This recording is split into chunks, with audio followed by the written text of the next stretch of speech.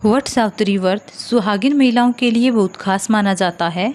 पुरानी कथाओं के अनुसार वट सावित्री का व्रत राजा अशोकपति की पुत्री सावित्री ने अपने पति सत्यवान के लिए रखा था।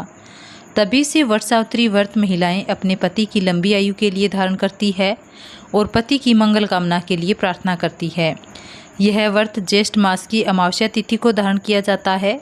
देश के अलग अलग क्षेत्रों में इस व्रत को अलग अलग नाम से जाना जाता है, जैसे कि बड़ अमावस, बड़गद्दा, बट अमावस्या।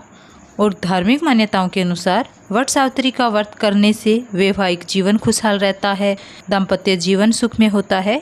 इस व्रत को धारण करने से संतान सुख की प्राप्ति होती है। मतलब इस व्रत को धारण करने से अखंड सौभाग्य की प्राप्ति होती है, संतान की भी प्राप्ति होती है और सुख समृद्धि की भी प्राप्ति होती है। इस व्रत में वट यानी बरगद के पेड़ की पूजा की जाती है, क्योंकि माना जाता है कि भगवान ब्रह्मा, विष्णु, महेश तीनों वट वृक्ष में वास करते हैं और त्रिदेव की पूजा करने से किसी भी प्रकार की कामना हो पूर्ण हो जाती है। आज की वीडियो में आप जानेंगे कि साल 2025 में वट सावित्री व्रत कब है, अमावस्या तिथि कब प्रारंभ हो रही है, कब समाप्त हो रही है, व्रत हमें कब धारण करना है और पूजा करने का शुभ मुहूर्त क्या है, वट सावित्री व्रत की पूजा विधि क्या है, नियम क्या है, सारी चीज़ों की जानकारी इस वीडियो में प्राप्त होगी।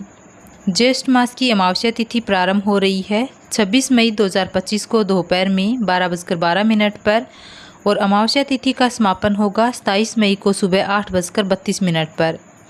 वैसे तो हमें सूर्योदयकालीन अमावस्या तिथि प्राप्त हो रही है 27 मई को, लेकिन शास्त्रों के अनुसार वट सावित्री व्रत जब हम धारण करें तो दोपहर में भी अमावस्या होनी चाहिए।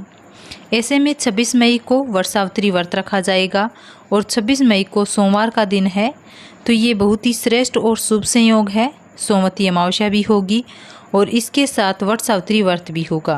पूजा का, प्रार्थना का, व्रत का कई गुना फल हमें प्राप्त होगा इस व्रत के दिन। 26 मई को सूर्योदय काल का समय है सुबह 5:35 और सूर्यास्त का समय होगा शाम को 7 बजे।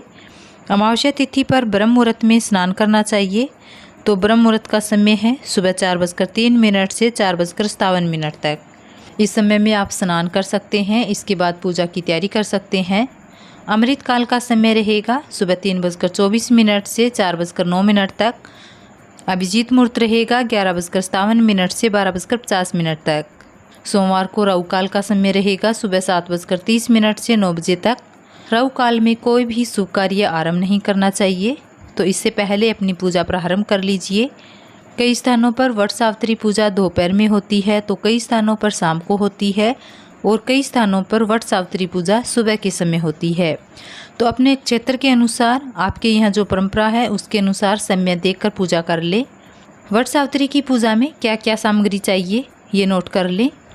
सावित्री और सत्यवान की फ़ोटो या मूर्ति जो आपके पास उपलब्ध हो, बाँस का पंखा, लाल कलावा, धूप, दीप, घी, फल, पुष्प, रोली, सुहाग की सामग्री, पूरियाँ, आप मीठी पूरियाँ भी बना सकते हैं, बरगद का फल, जल से भरा हुआ कलश, इसके अलावा भीगे हुए काले चने, चावल के आटे में हल्दी मिलाकर ऐपन तैयार कर ले।